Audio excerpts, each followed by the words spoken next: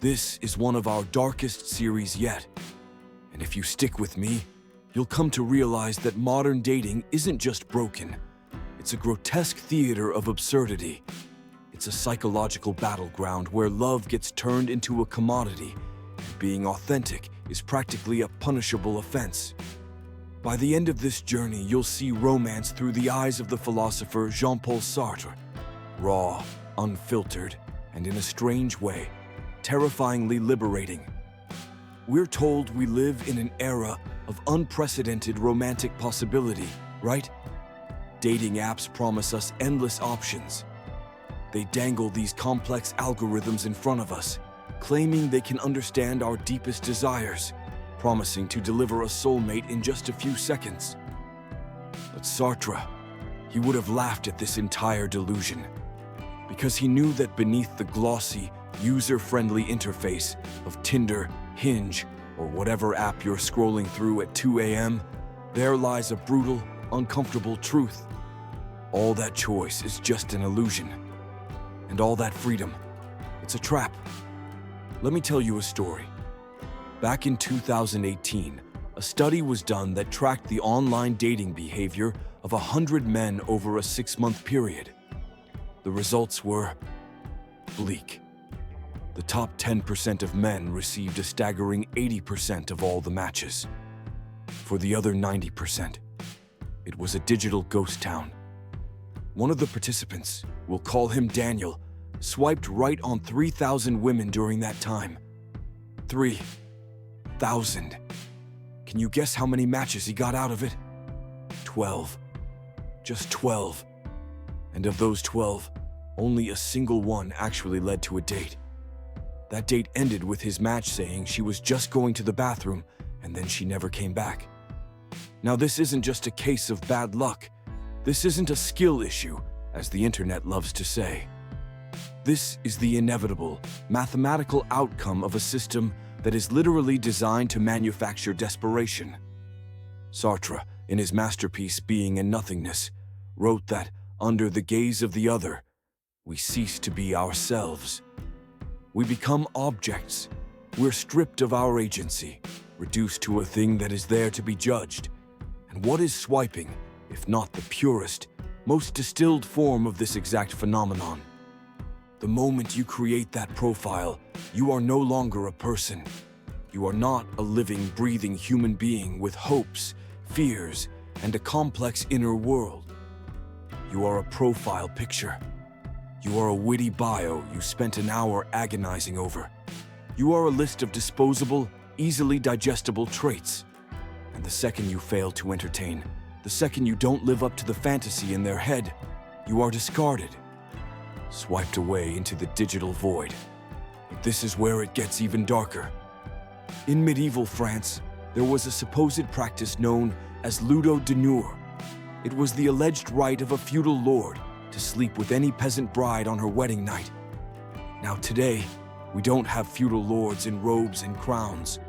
Instead, we have the algorithm. Think about it. The algorithm is the new lord. It dictates who gets to see you. It decides who finds you desirable. It's the ultimate arbiter of who is deemed worthy of a single moment of attention.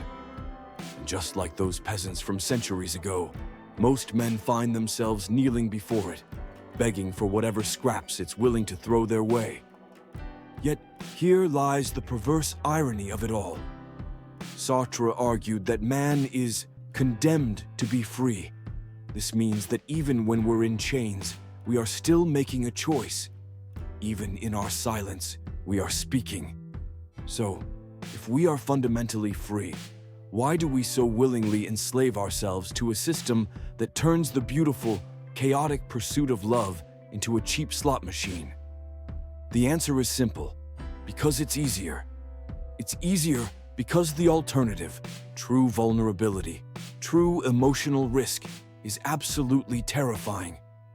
It is far less painful to blame the algorithm, to curse the system, to say the game is rigged, than it is to turn inward and admit that maybe, just maybe, the problem isn't the game itself.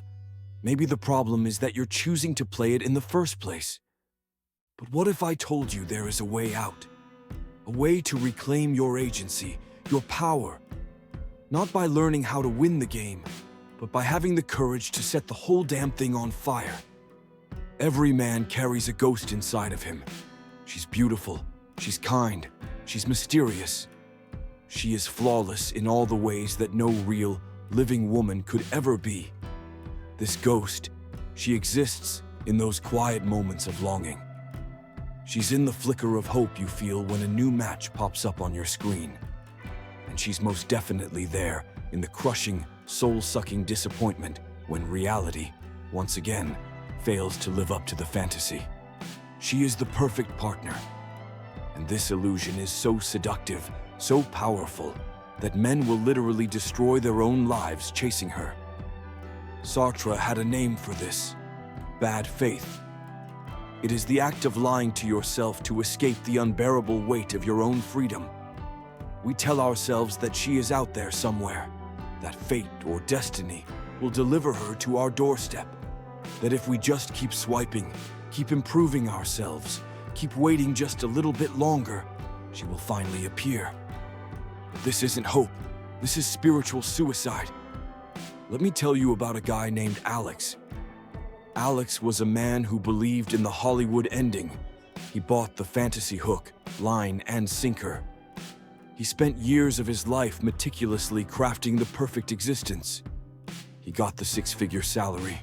He sculpted his body at the gym until he had a six-pack. His wardrobe looked like it was stolen from the set of a James Bond film.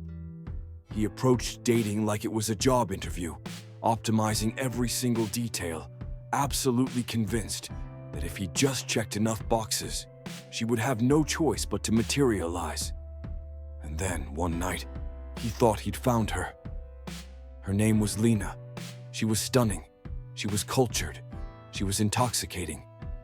She laughed at all his jokes. She matched his intellect. And for the very first time in his life, Alex felt like he had finally won.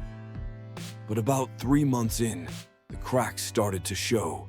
She would become cold and distant whenever she wasn't the absolute center of attention. She would openly flirt with other men right in front of him, just to keep him on his toes. She demanded to be worshipped like a goddess, but offered absolutely no loyalty in return. When he finally confronted her about it, she just smirked and said, "You wanted a goddess. Did you really think I'd settle for a mortal?" Alex wasn't just heartbroken, he was completely disillusioned. Because he finally understood that Lena wasn't the problem. His fantasy was. Sartre famously wrote that man is a useless passion. We are beings who crave the absolute. We want perfect love, perfect meaning, perfect connection. But the universe offers us only chaos and imperfection. The perfect partner doesn't exist, because perfection itself is a denial of humanity. Real people, real women, are messy. They're contradictory. They are flawed. And the moment you demand that they be anything else, you doom yourself to a lifetime of misery. History has shown us this pattern time and time again. In 18th century France, the aristocracy would play a game called La Carte du Tendre, the map of tenderness. It was a literal map that charted the path to an idealized, perfect romance. Men followed it like scripture, composing elaborate poetry, fighting duels with rivals, all for the favor of women who, in reality, saw them as nothing more than pawns in a social game. The result? A generation of emotionally and financially broken men, drowning in debt and despair, while the women they had placed on a pedestal went on to marry for power and laugh at their naivety. Absolutely nothing has changed. Today, men are still chasing ghosts. They chase them through Instagram likes, through fawning compliments, through grand one-sided sacrifices for women who would never, ever do the same for them. They call it romance. Sartre would call it voluntary slavery. But there is a way out of this. The answer isn't to abandon love. It's to reinvent it. It's to make the powerful shift from idealism to existentialism, from chasing a fantasy to creating your own meaning in the real, imperfect, and sometimes messy world. Imagine a man who no longer seeks completion in a woman, but instead stands whole, entirely on his own. A man who desires connection, but does not need it for his survival. A man who can love deeply, but is not enslaved by that love. This is the path to true, authentic freedom. But before you can even begin to walk it, you have to face an even uglier truth. One that will shatter the very last delusion that is keeping you trapped. There is a hunger inside you. It's an ache so deep it feels like a void, an emptiness that echoes in the quiet moments of your life. Society has a lot of names for it. They call it loneliness.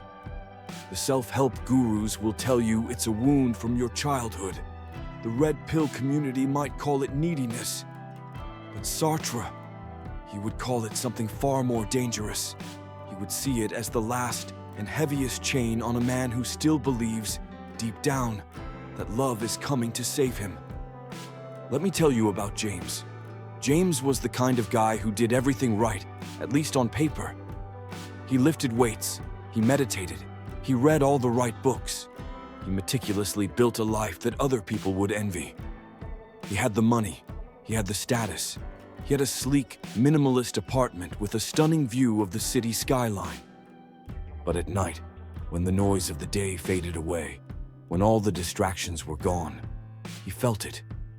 The silence, the profound emptiness, that gnawing, persistent sense that none of it, the money, the view, the success, mattered in the slightest unless there was someone there to witness it with him. So, he dated. But he didn't date for pleasure. He wasn't really seeking connection. He was dating for validation. Every single interaction was a test. Every rejection felt like a knife twisting in his gut, confirming his deepest fear, that he wasn't enough. Every time a woman ghosted him, it was just more proof. He told himself he was just looking for love, like everyone else. But the truth was far uglier and far more desperate. He was looking for salvation. He was waiting for a woman to walk into his perfectly curated life, look around, look at him, and finally declare, "You are complete now." And that's when he met Clara. Clara was warmth in human form. She listened to him in a way that made him feel like he was the only person in the world. She touched him like he was something precious, something to be cherished. For the first time in years, maybe for the first time in his entire adult life, James felt seen. And then, slowly but surely, he started to feel something else. Terror. It was the abject terror of losing her, the terror of being plunged back into that silent, empty void. So he started to cling. He compromised on things he never thought he would. He let his boundaries dissolve. He swallowed his pride, his needs, his own self-respect, all in a frantic attempt to keep her close, to keep her from leaving. And she left anyway. When James came to me, he was absolutely shattered. But the tragedy wasn't that Clara was the love of his life. The tragedy was that Clara had been his last hope. She was his final, desperate bet to save himself from himself. And now that she was gone, the void returned. Only this time it was deeper, hungrier, and more vicious than ever before. This is the exact trap that Sartre warned us about. He saw that we often turn love into a religion because we cannot bear the fundamental truth of our existence. No one is coming to save you. Not a soulmate, not your therapist, not the next beautiful girl who happens to smile at you in a coffee shop. The absolute moment you make another person your salvation, you hand them the power to utterly destroy you. And they will. Not because they are cruel or malicious, but because no single human being can possibly bear the crushing weight of being another person's God. History has always known this. The ancient Roman Stoics had a practice called premeditatio malorum, the meditation on the worst-case scenario. They would actively, vividly, Imagine losing everything they held dear, their wealth, their status, even their loved ones. They didn't do this out of pessimism. They did it to immunize themselves against despair. A Roman soldier didn't weep and fall apart when his lover left him, because in his mind, he had already buried her 1,000 times. He had already survived the loss. Modern men have forgotten this wisdom. Instead, we have been sold a pervasive and toxic lie that loneliness is a disease and that connection is the cure. That a man who is alone is a man who is unfinished. But what if the exact opposite is true? What if that loneliness you feel isn't your enemy, but is in fact your greatest and most powerful teacher? Sartre wrote that man is nothing else but what he makes of himself. In the silence, in the emptiness, in that raw, unfiltered confrontation with your own existence, you are given a choice. You are forced to either create your own meaning from scratch or collapse into nothingness. This is precisely why society is so afraid of the truly lonely man. Because a man who no longer seeks his salvation in the approval of others is a man who cannot be controlled. He is unstoppable. Think of Friedrich Nietzsche, writing in blistering isolation, declaring that God is dead and that we must become gods ourselves. Think of Vincent van Gogh, painting Starry Night from the window of an asylum, completely ignored and dismissed by the world, yet channeling the cosmos onto a canvas. Think of men like Miyamoto Musashi, the legendary swordsman who wandered Japan alone, dueling the greatest masters of his time, honing his craft and answering to no one but himself. These men were not complete, they were free. But achieving this kind of freedom is not the end of the journey. It is only the beginning. Because once you stop begging for love to come and save you, you can finally start asking the only question that really matters. What kind of love is actually worth choosing? Now, as we move into the final part of this series, we are going to dissect the single most toxic force in modern dating, the commodification of intimacy. You're going to learn how the rise of purely transactional relationships has turned love into a cold, brutal marketplace. And, most importantly, you will see why most men are willing, and often eager, participants in their own exploitation. Part 3 of 3. There is a market where human beings are bought and sold.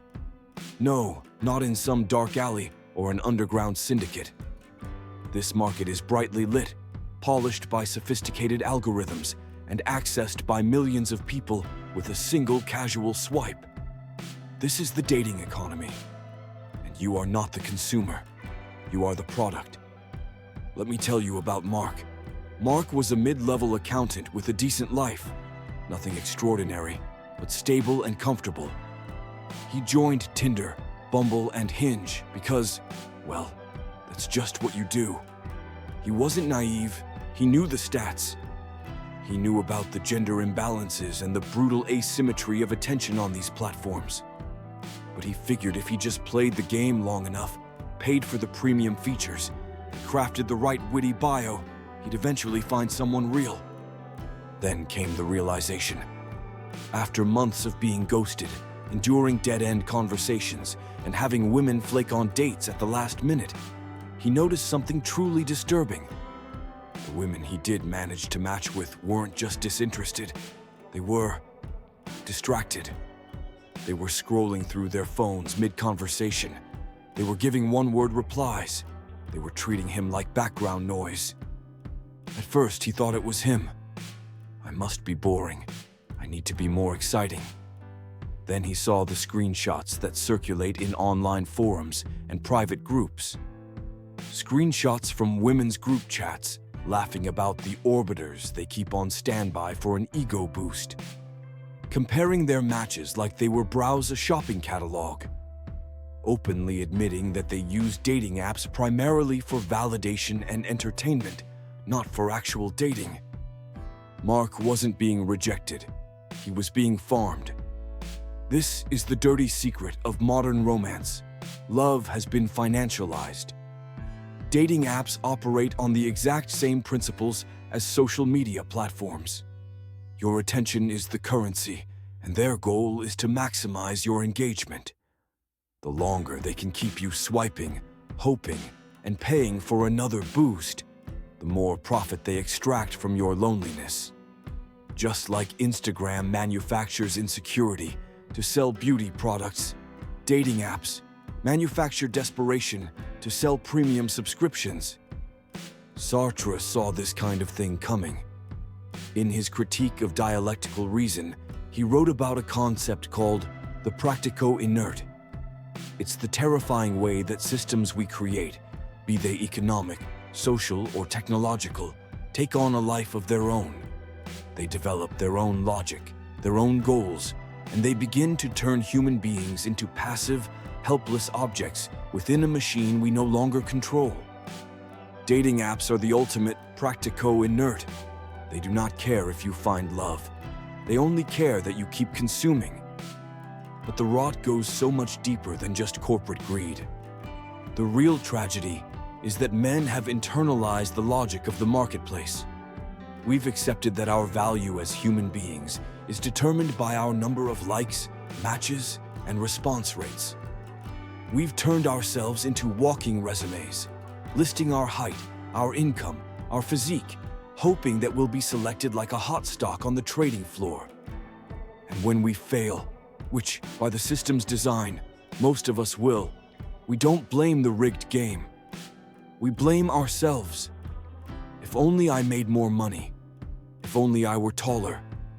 If only I were funnier. This is how you break a man's spirit. You convince him that his loneliness isn't the result of a corrupt system, but a personal failure. History has seen this play out before. In the 1920s, the rise of consumer culture began to turn everything into a transaction, including relationships. Magazines advised women on how to shop for a husband based on his financial potential, while men were told to sell themselves as good providers. Love became a contract. Romance became a negotiation. Fast forward a century, and the only thing that's changed is the platform. Instead of newspaper personals, we have Tinder. Instead of dowries, we have Instagram follower counts. But there is a way out. The first step is to stop participating. I don't mean stop dating. I mean stop participating in the delusion that love can be quantified. You are not a stock. A woman is not a prize to be won. A genuine connection cannot be gamified. The moment you reject the logic of the marketplace, you regain something priceless, your autonomy. But autonomy alone is not enough, because the final enemy you have to face is not the system. It's the part of you that still believes in it. There is a moment in every man's life when he must choose between two deaths, the death of his illusions or the death of his soul. Most men, without even realizing it, choose the latter. They continue to kneel before the altar of romantic dogma, begging for scraps of affection from a world that views them as disposable. But a rare few, they choose the former. They choose the brutal, liberating death of everything they've been told love is supposed to be. And in that death, they find something far more powerful, the freedom to love like a rebel. Let me tell you about Victor. Victor was a man who had played the game and lost badly.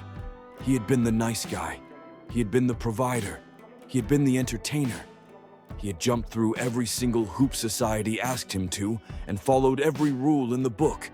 And in return, he had been cheated on, lied to, and ultimately discarded. One night, sitting alone in his empty apartment, he had a terrifying realization.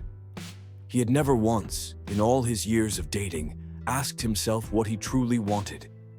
He had been so consumed with trying to be chosen that he had completely forgotten how to choose. So he stopped, not dating, not desire, but the performance of it. He deleted his dating apps. He stopped molding himself into the man he thought women wanted. And he started approaching romance with the question that most men never dare to consider. Do I even like her? Not, does she like me? Not, can I win her over? Just a simple, powerful, internal question.